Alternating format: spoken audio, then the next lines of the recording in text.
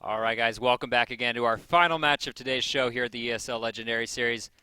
We've seen two exceptional players, there I said it, Dtwo and Max, make it all the way through to the finals. Both of these guys will be here next week. Yep. Before that, I'd like to give a shout out again to our sponsors, Western Digital, Crucial, and Newegg. If you want to check out some of those Cyber Monday deals, go ahead and head on over to esl.gg/Newegg Esports. These guys make the whole event happen. That's it. So again, big shout out to them.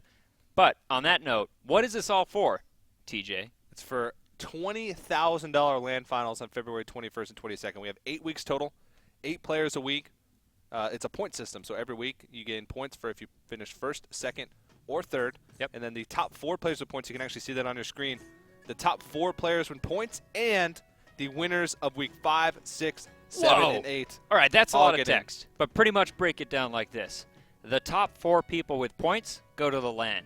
Weeks 5, 6, 7, and 8, the first place person also goes to the LAN. That way it's like, You know who else is going to the LAN? you and me. Me and you. Woo! All right. Pretty much the reason that happens is you want your really consistent players to be there at the LAN. The guys who make it here every single week and really put on a good show. Kind of like Pinpinho. Yeah. Second place last week and third place this week. That's pretty solid when you look at the overall field of play. He took out Blackout, player on Dignitas from the UK, and sadly lost to Max. Yeah.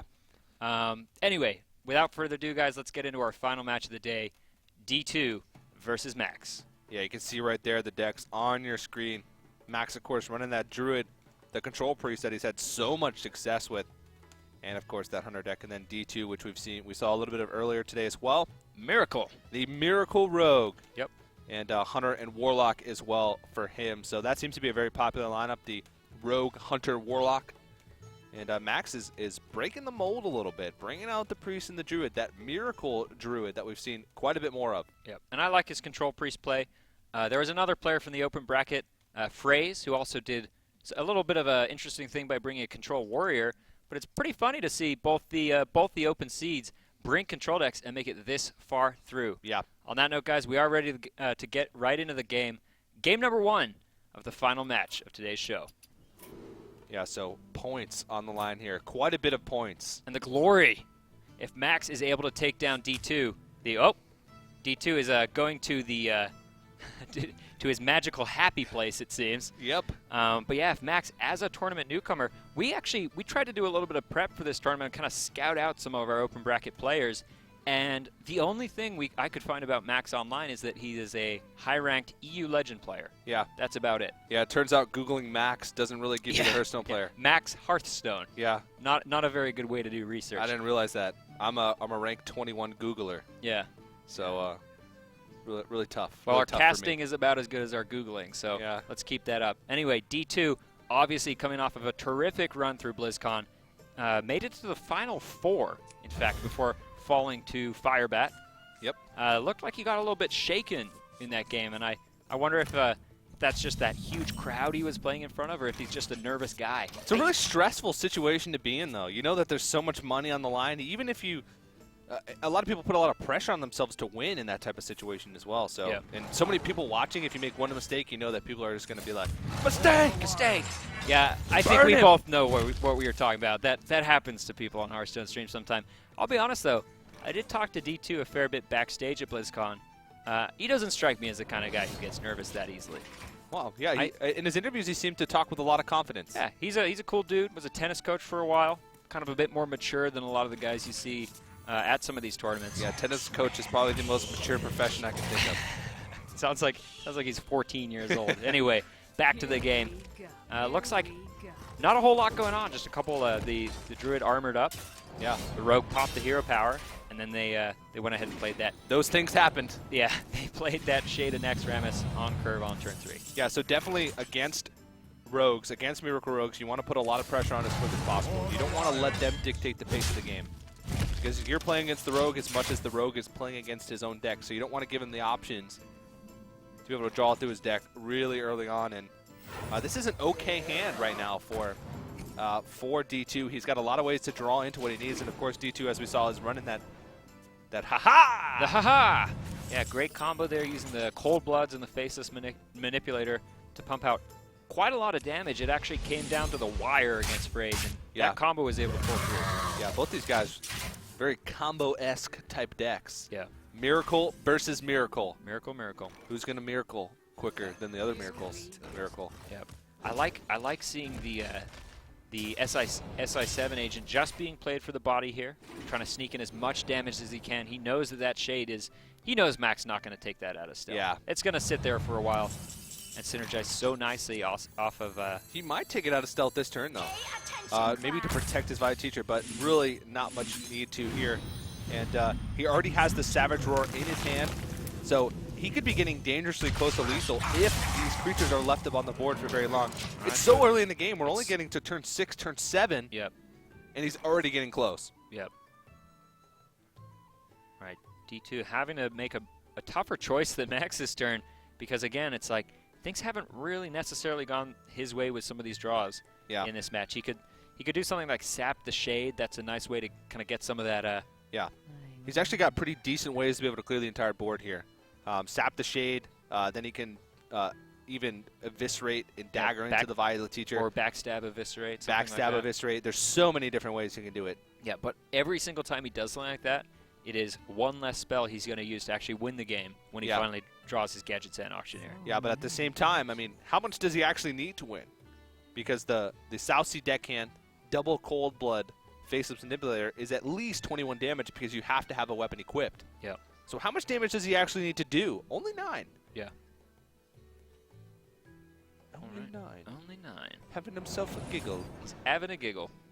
All right, we're going to see what he does. He goes for the backstab on the Shade and wants to drop the Eviscerate. And then going to go ahead and pop that SI7 and clear the Violet Teacher with his Deadly Poison. Nicely done. Still keeping a nice range of spells that he's going to want to finally use to push for that lethal. Holding onto the Sap as well, which is a pretty interesting choice. There's not many better targets against a Druid to be able to use that Sap against. I know 3 mana is not like the greatest thing in the world, but it was already stacked up quite a bit. Right.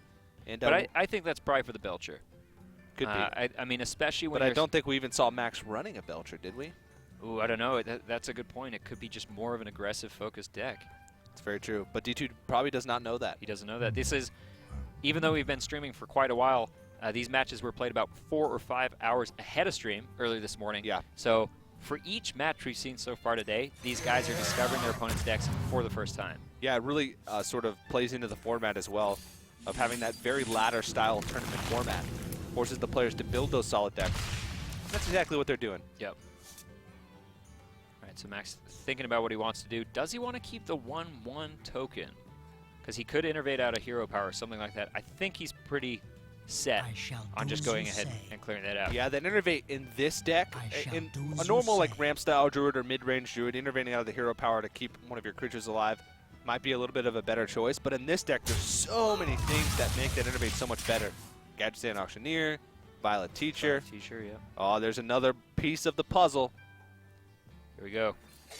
Just missing, I think, 1 Cold Blood and 1 Faceless until he can get to that the Dream 20 damage combo.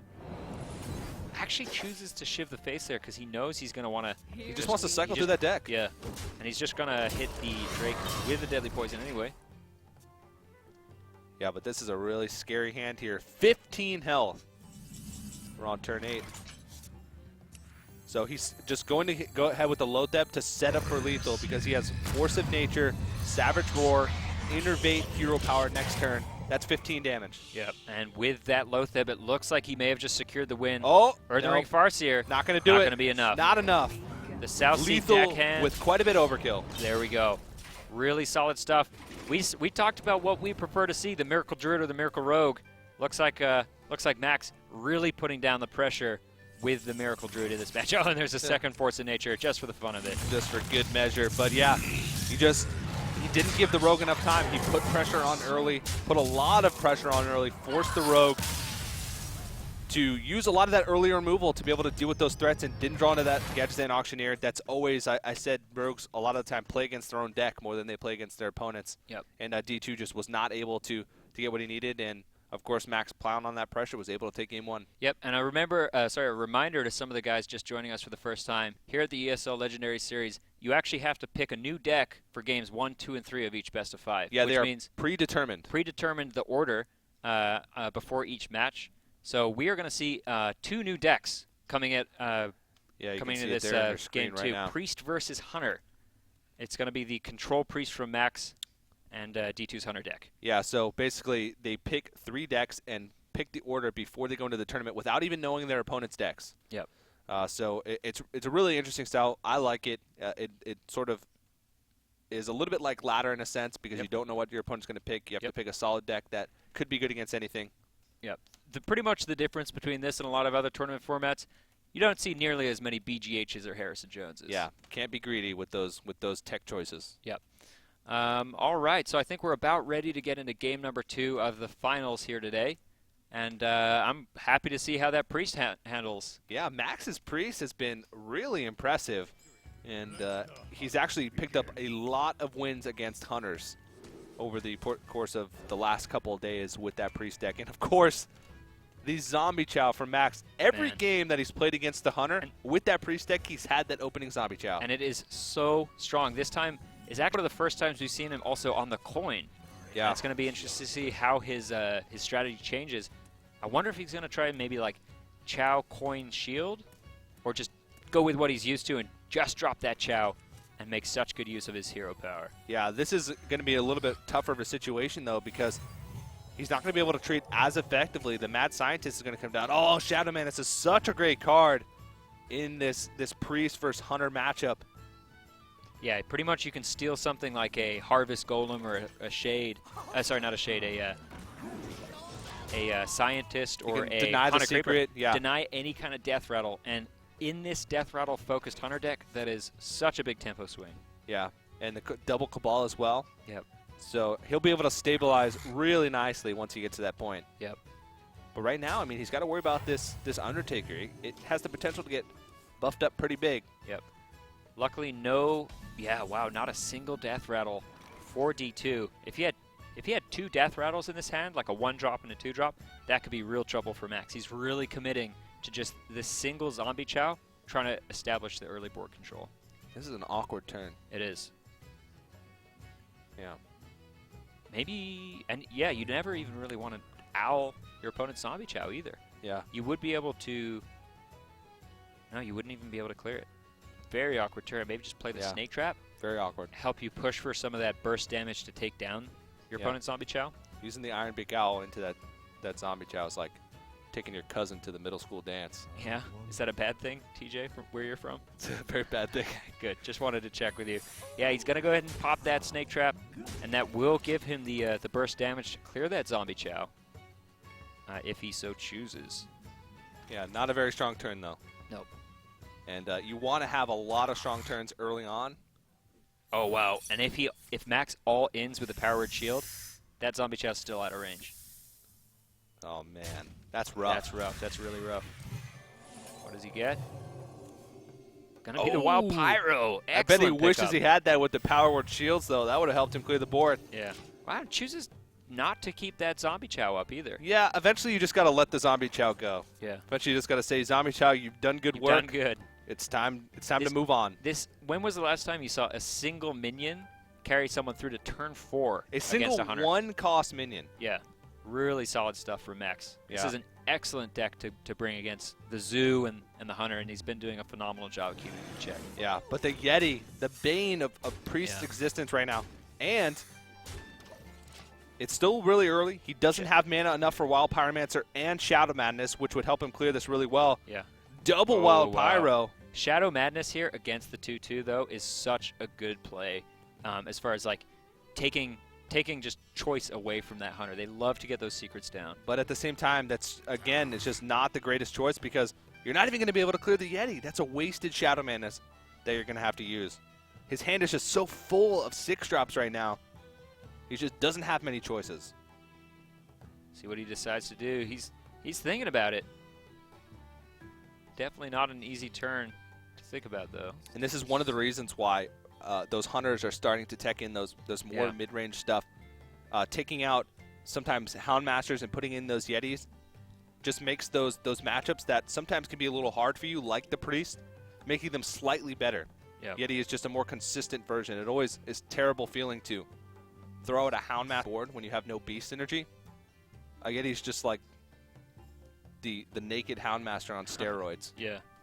And it's pretty rough. I mean, he's still 2 turns away from Holy Firing that Yeti, but even then he doesn't want to do it.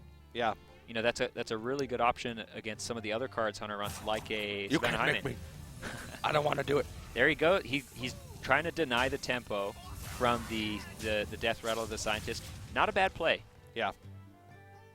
He's probably setting up just so he can play the Wild Belcher, Pyromancer though. next turn. Whoa! Definitely would have preferred to steal that Yikes. Belcher with the Shadow Madness. And then he's got a turn 6 high main. This is just looking really bad for Max at this point. This Priest deck that we've seen do so well against Hunters over the course of the last 2 days. Oh, that is just such a hard turn. This is this is the worst curve possible. Yeah. Yeah, worst curve. 6 into 6 into 6 into 6. Man, it's like, do you just play double Pyro and hope he doesn't notice? Gross. Nasty. Yeah. Almost threw up in my mouth just thinking about it. Nasty. Holy Fire would get him back in the game. If this was turn 6, he'd be looking pretty good. Yeah. Drop the fire. You know, consider the Cabal on like the slime next turn. Stuff like that is really frustrating when you're playing against Priest. God. Oh, no, he's done it. No. The thing we didn't want to see. Yeah, and, that was really his only course of play, though. He needs to keep that Akanai Soul Priest. It's a way out of dealing with the Savannah High Main, because you can, if you can kill it that turn as well, you can those 2/2s get caught up in the Akanai Circle of Healing. Yeah. But I just don't see many ways for Max to be able to climb back in this game. He's got 6-drop after 6-drop, but what's he gonna steal? The 1/1s? And D2 just playing around that so well. I would have thought that maybe he wanted to go for the UTH, just to also help clear those. But no, instead he's just going to drop the high main. Even better. Really good play. Plays around the Cabal Shadow Priest, plays around a lot of the turn 6 plays. This is really solid from D2. Oh, there's a Circle of Healing, but... All right, well, he's going to Holy Fire. Yeah, next turn that Akanai Circle is not bad. Oh, but he's going to take so much damage here. 9 damage. 9 damage, including the hero power. Ooh. It's close. 14. It's getting close. Yeah, this next turn is going to be really big for Max, though. He's going to be able to clear the board, and then, of course, he has the Cabal Shadow Priest to follow those up with. Did he stabilize? That is the question we ask every time we see Max play, because he is a player who likes to head to turn 10 and most of the time, the answer is yes. Yeah. Oh, brutal. Rough stuff. He is going to go down to just 10 health, though, which does mean that a second kill command is lethal. Yeah. What is the top deck going to be? It's going to be lethal. There it is. Iron Beak Wow. Owl, double kill command. Wow. So D2 is going to tie this one up at 1-1. What a draw getting that second kill command. Max was this close to being able to stabilize that game. One more turn was all I was going to take. All right. That is just ridiculous. His deck was crazy. That guy's deck was crazy. He did need precisely those 2 cards to win. I think it's fair to say. I played that perfectly. He did. Anyway, guys, we are now going to go into game number 3 of this finals best of 5. Yeah. And that means we get to see the Hunter versus Warlock match. Yeah, so it's Max's turn to go on that Hunter. And, of course, D2 bringing that Zoolock in. We did see that earlier. So this is an interesting matchup. But a lot of it depends on who can get any semblance of board control earlier on in the game. It's usually a quick matchup because the Hunter Hero Power and the Warlock Hero Power both do damage to the Warlock. So usually there's a little bit of clock on both these players. Yep. All right. So it's going to be Max's Hunter. It's going to be D2's Warlock. Yeah. And it's going to be exciting to see who's able to take game 3. Either way, though, this is going to that blind pick stage. Yeah, and I'm really curious to see what these guys are going to pick in the blind pick stage. If Max is going to favor that Priest, which he knows does pretty well against all but the Miracle Rogue on D2's side. But we still have one more pick of these predetermined decks to go. So let's jump into it. Who's going to jump out to a 2-1 lead in this finals? Ooh, We'll have to see. Great start from D2. Really solid start there. Yeah, those are great cards against Hunter because they just deal so well with those early creatures. Now, the one thing he has to be careful of is that getting those Haunted Creeper, those Spectral Spiders out is really bad against the Unleash the Hounds. Max throws everything away. Running a Hunter's Mark. Yeah, this is the kind of mid-rangey style we saw for the explosive traps and the mid-range. And the Houndmaster. Yeah, it's the Yeti. Yeah, it's a little different from D2. It runs those explosive traps instead of the snake traps. Yeah. Still has the freezing traps in. Not quite my Hunter deck. Nope. One of each trap. One of each trap. They never expect the turn 2 snipe. Never. Leper Gnome just eats that. There we go. Turn Sorry. 2. Sorry, Voidwalker. Send him right home. Yeah, that's a pretty great start here for Max. Can't ask for much more. Doesn't have much follow-up, though. Yeah. And the thing about this matchup is they're two very different hero powers. You can see now that Max is out of cards, but D2 is pretty much always going to have a couple options. Yeah. The only issue is going to be face health. Yeah. We're going to expect that Zoo is a stronger board. We're going to expect that Hunter has a huge health advantage and can just start to really whittle down D2's Warlock. Yeah, I really like this choice to Hunter's Mark the Undertaker, because even if he plays a Death Rattle, still only going to bring it up to 2 health, which means it'll trade into any of his creatures. Which I said, it's all about the momentum in this matchup. Yeah, but still a really nice response with the Abusive Sergeant, able to just get it right off the board. Yeah. Not really much to say about this turn here. Nope. Would he? Yeah. Okay. Yeah. I was going to say just... You want to force the opponent to trade into your Leper Gnomes. Oh, wow. But still an opportunity for D2 to take out that last remaining Undertaker for Max. His hand is very full. Having all 2 drops right now is not something you want. Oh, wow. D2 thinking it's Snake Trap, instead falls for the bait, and now Max is in a position where he could just, this game could just get out of control, especially with Death Rattle draws like that. Yeah. Haunted Creeper going to go down with a hero power. But he's top decking. Top decking and wrecking, we hope. Top decking and possibly We'll wrecking. Yeah. But, I mean, he's running out of cards. That's the one thing. But look at this, 16 health already onto D2. Yeah, and those Leper Gnomes, unless there's a silence coming out, potentially represent an extra 4 damage no matter what. Yeah, this is... I don't know if D2 is going to be able to claw his way out of this one. Oh, man, that's 7 damage on the board. He's going to be at 9 health at the most. What's he going to get with his Hand Companion? That's actually a really good draw. It fits his curve so well. Misha. Nice, he gets it. That's gonna just soak up so much of that board. Maybe he would have preferred something like a Leok just to really drive home that damage. Even would have been better. 4 damage. Come on, man. I know you're part of the Leok Appreciation Club. I love Leok, man, especially when you get the Haunted Creeper totems down. No one expects the two ones. I don't know if I've ever heard anybody call the Haunted Creeper Spectral Spiders totems. Oh, sorry, I meant to say tokens. Oh, okay. Oh, my bad. Well, I guess totems could work. Yeah. Oh, that hurts. Oh, wow. And wow, this is yeah, just get rid of the Leper Gnome. This is 6 damage to the face next turn. He's at 8 health. And that is brutal. Yikes. Equivalent of 6, a kill command. And 30 It's health. So close to ending it. There is no way that Max is going to lose this game. Yeah. It's looking really bad for D2 right now. And there's no Draxus and Zoo. And there it is. He knows. He knows. No Deathwing either. No Deathwing either. Even a Deathwing wouldn't have saved him in that situation. Yep. And on that note, guys, we are going to go to the blind pick stage of this match, where either player can pick anything they want. Frankly, I'll be a bit honest. I'm expecting some more of that Miracle Rogue. Yeah, you know what, Charles? The blind pick stage is actually my favorite stage. There's only 2, so it's not that hard, but definitely exciting. So we are going to look at that versus, and wow. Yes, excellent. Max goes with the Druid, Miracle Mirror. Yeah. Just like match 1. Max was actually able to pick up the win already, so D2's got to know what kind of mistakes he made. Was it just draws? Yeah. Maybe he felt like this is such a good matchup for him, and he just lost the draws. Yeah, I would actually give this matchup in favor over to the Druid just because of how much of pressure they can apply early on with the Violet Teacher, Savage Roar. Yeah. And, I mean, a lot of this depends on who can get that Miracle first, who can draw into those big threats first, and a lot of it depends on how well they can keep the board clear in time for them to be able to draw this Fortunator Saboteur, of course, the South Sea Deckhand. double Cold Blood. The interesting Faceless Manipulator. There you go. Sorry, I wasn't done. Yeah, you just keep getting spells. That's Miracle Rogue in a nutshell. The thing about Miracle Rogue, though, is not many taunts. So you sneak a little bit of early damage onto their face, and then all of a sudden that guaranteed 14 damage from Force of Nature Savage Roar all hits the face. By not many taunts, you mean Zero. Exactly. 0 taunts. That is the strength of this Miracle Druid. Let's Let's see what Max can do. Once upon a time, let me tell you a story.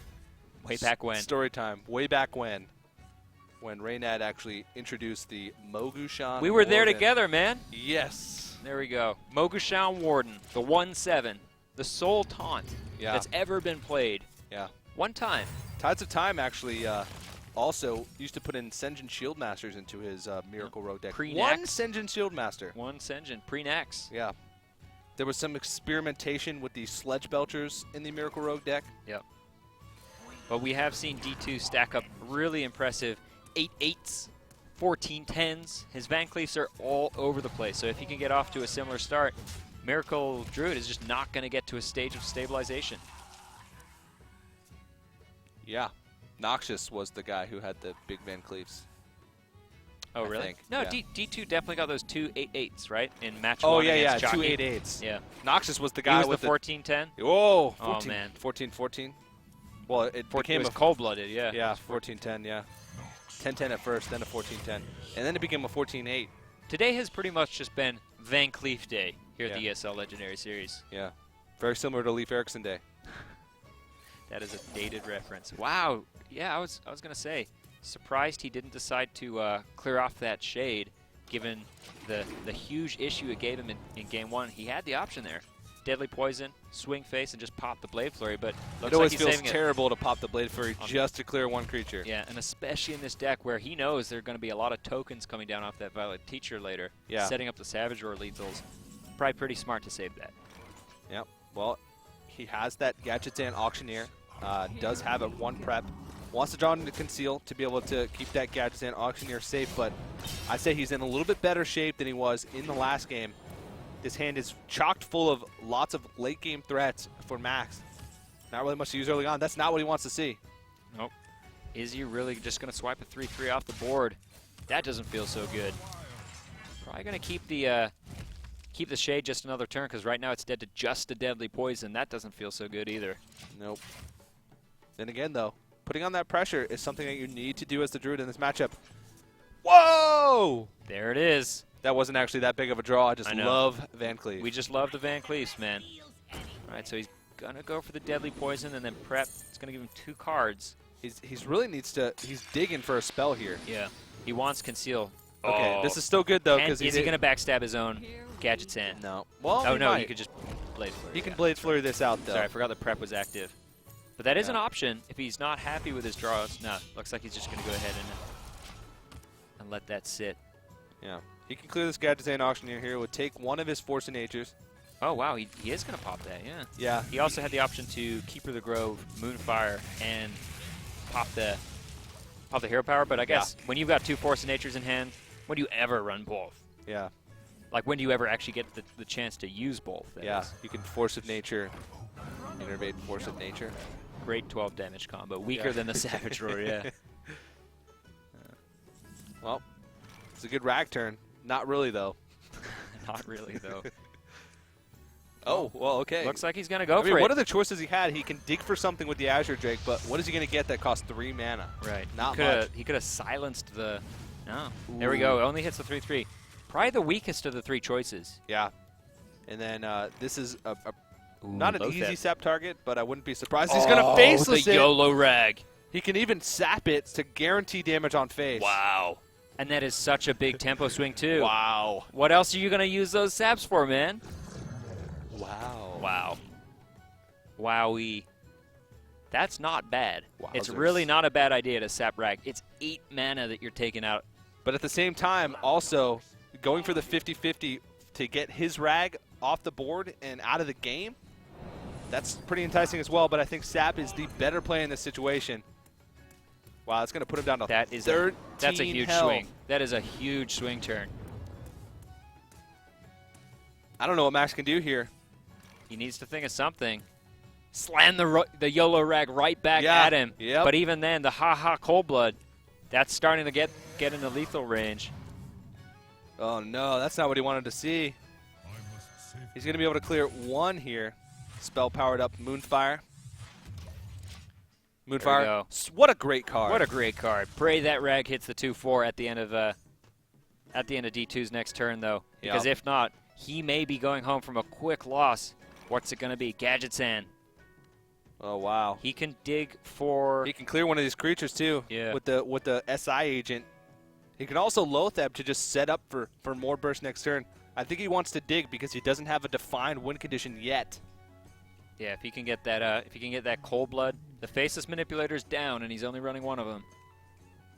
It is the Dream Miracle combo, and it's not going to happen this turn. Max that used the Faceless Manipulator? I got the best deals anywhere. I don't remember. No, I thought didn't D2. There's so many rags. D2 Faceless the rag and then sapped it. Okay. So it is that was part of D2's win condition. Yeah. He's going for more of the board control though. Okay. Smart play. Yeah. All right, but what does he do here? Just going to clear it off. Okay. Wow. He Now- could even. Yep. All right, what's it going to hit? Is it going to hit face? If it hits face, then he's going to be at. No, it doesn't. He would have been at 5 health, which would have set up for just Dagger Eviscerate the next turn. Even Southseat Deckhand. Yep. So there was a lot of ways for him to win. But, I mean, still, this is a scary board. Not much is going to help him survive here, actually. I feel like spamming tokens is a great option, but the issue there is he can't. There's no spells. He doesn't have any spells. One spell. Force of Nature is the only thing. And what's he going to be able to clear with the Force of Nature? The Gadget-san. Wow. Wow. That is a real pain. That is going to be 3 tokens. Sorry. Oh, actually only 1 token. Sorry. Yeah. From the Violet Teacher. Didn't have any follow-up spells, and this is looking so bad for D2. Shiv. Wait. Shiv Sap. 5, 6, 7, 8. Haha plus hero power. He's two damage away here from lethal. Well, oh wait, no, dagger up, clear the 1/1. that's lethal. Shiv, eviscerate. That's lethal. Yeah, you can guarantee. Yeah, sap especially. Yeah, that is definitely lethal. He actually has 2 different ways to do it, either using the sap or not. Yep. But doesn't really make a difference. And there's the cold blood off the Shiv. That's just overkill. That's gonna send it home. Alrighty. And D2. Well, D2 gonna tie it Tie up. the game up. The finals, we're going to a game number 5. Oh boy, Alberto. Not a sponsor. I pray for a 3rd Miracle because that game was just as much fun as the first time around. It's so interesting to see those 2 decks, which are the same concept but have drastically different play styles. One a bit more control, one a bit more aggro. Yeah. We're going to see what they pick for Game 5 of this match. The cool thing about this blind pick is that they can go with the exact same decks that they just played. If they feel that their deck is especially crazy, Yeah. they can pick it a 3rd time. Yeah. If they feel like that's the precise deck they need to finish off this series. We'll see. Yeah. All right, so it looks like it's going to be Max's Hunter versus the Warlock from D2. Oh, wow. So it's aggro v aggro. Yeah. Which is an exciting way to finish off this series. And this is actually a mirror match. We did see this a little bit earlier. I think that was actually Game 3. Yeah, game number 3. And it was actually D2? I believe it was Max. Okay. Yeah. Not completely sure. Yeah, but still an exciting matchup. But I'm surprised. There's a lot of mind games that happen in this blind pick phase because you have to sort of guess what your opponent's going to feel more comfortable with.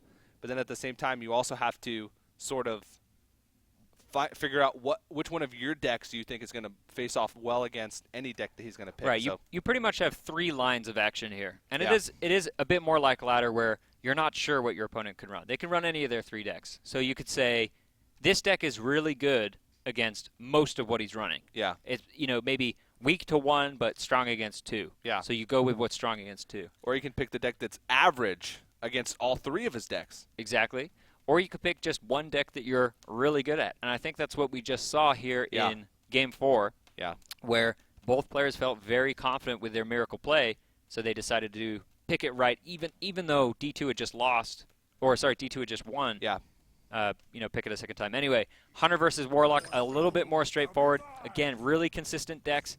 Not a bad one to put it all on the line here in Game 5. Yeah, there's a lot of points here. 80 points for first place going towards the season, and I believe 35 for second.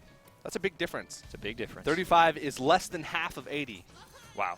Yeah, that's just in, right? It's almost as if we did that on purpose. Yeah. Yeah. Pretty much first place finishes in this event are super strong. We want to reward them. Second place finishes are strong, but not super strong. That's the dream start, by the way. Yeah. Voidwalker, Flame Imp on the coin. Plays so well against Hunter as well because most of those one drops that Hunter's going to play, the Web Spinner, the Leper Gnome, they trade not very well into a Voidwalker. So Freezing Trap just feels not Pretty so bad. great here. Yeah, definitely the right play to just pass, though, with that Leper Gnome.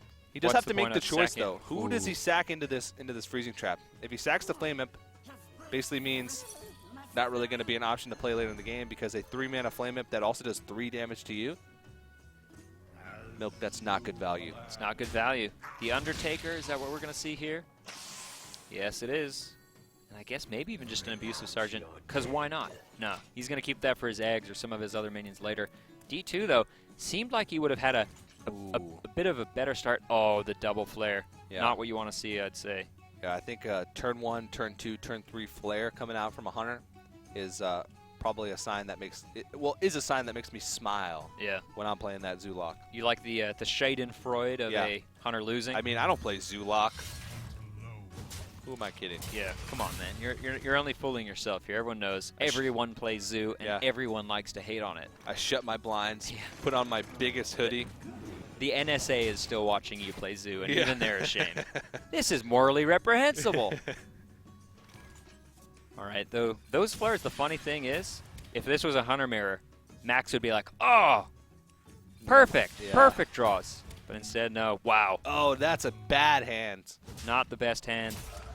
Does curve well into turns 5 and 6, especially against a Zoo. Yeah, actually, like I'm going to go ahead and retract that statement of me saying that was a bad hand. That did not happen. You said it was a great hand. Whoa, look at those draws, TJ. Nope, didn't say that either. It's an okay hand. It's an okay hand. It curves really well. Putting out big threats against Zoo is okay, but you got to be careful not to let your health totals come so low. Yeah. And the explosive trap's actually a really big deal because that can ensure a few damage because Zoo not usually going to kill you with spells. Yeah. I feel like Max is in a really strong spot, though, right now. Yeah. He's it's a fair amount of damage in the hand of Max. Oh, and D2 just playing right into his hand here. Wow. He's doing damage to himself. Wow. The self-clock, the rare self-clock. Those once that Savannah High Main comes out, if the Oh no. Not only is this a self-clock, it's a double-edged clock. Wow. Doesn't choose to go for the soul. Look how much damage he has on the board here. Yeah. 11, 12, 13 damage on the board plus the Soulfire. Let's see what that explosive trap can do. D2 has lethal next turn if Max passed his turn right now. Right. Explosive trap plus Hunter's Mark, though. And then if you keep this Tiger stealth, he's got to hit face or pass turn. Yeah. And that is so weak. Okay, so he could do 12 damage this turn plus the explosive trap, put him at 4. So he can't tap next turn. Wow! This game is intense. It's really intense. Doesn't Decides choose not to use do the kill for it. command. Yeah, Okay. just going to maximize that damage. He's going to try and say, hey, I dare you to tap. Wow. Dare you to tap. This is so neck and neck. The final game of the match. Yeah. There are just no realistic plays for D2 right now. The only thing he's going to count on is the fact that he's got a 2-1 coming out of that Harvest Golem after the trap is procced. What else could he do? Tap into a Owl and silence the Hunter's Mark off? Oh, that's not a turn good. early. That's not good. That's a turn early. If he does, well, no, it's not going to be lethal next turn. So 12 damage in hand and on the board for Max next turn. That's and lethal for Max, trap. right? If he attacks in. But what else is he going to do?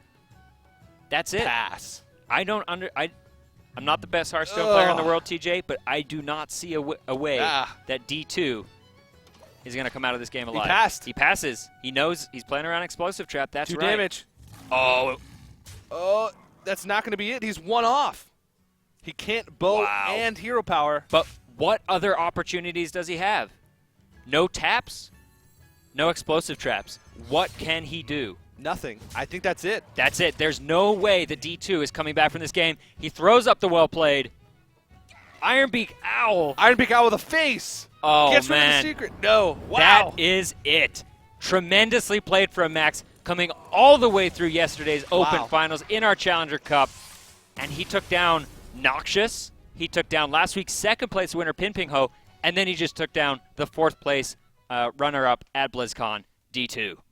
Wow, that is a really just impressive run by Max. We watched him most of the day yesterday for the Open Finals. Did take second in that, had some rough matches, but it seemed like all the maybe misplays he was making yesterday, all the tough matches that he had yesterday was just to prepare him for just such a great performance today. And, of course, securing that 80 points, and both these guys securing their invite to next week's Legendary Series. So remember, guys, well played. Next week we are going to invite back 4 players from the community, people that we want to see on this tournament. And then, of course, you too can join us through one of the open qualifier slots at, if you go to esl.gg/legendary series, you can go ahead and sign up for that open bracket Challenger Cup. Yeah, and you guys could be exactly like Max and make it all the way. So just really exciting stuff. But, guys, I mean, this is only week 2 of the ESL Legendary Series. We have 6 more weeks to go, plus that LAN final on February 21st and 22nd. We will be back next Friday, I do believe, for the Open Finals. So, guys, thank you, and join us next Friday for the Open Finals, and, of course, Saturday next week for the ESL Legendary Series continuation from all of us here at ESL. Thank you guys for watching, and have a good night. And well played, Max.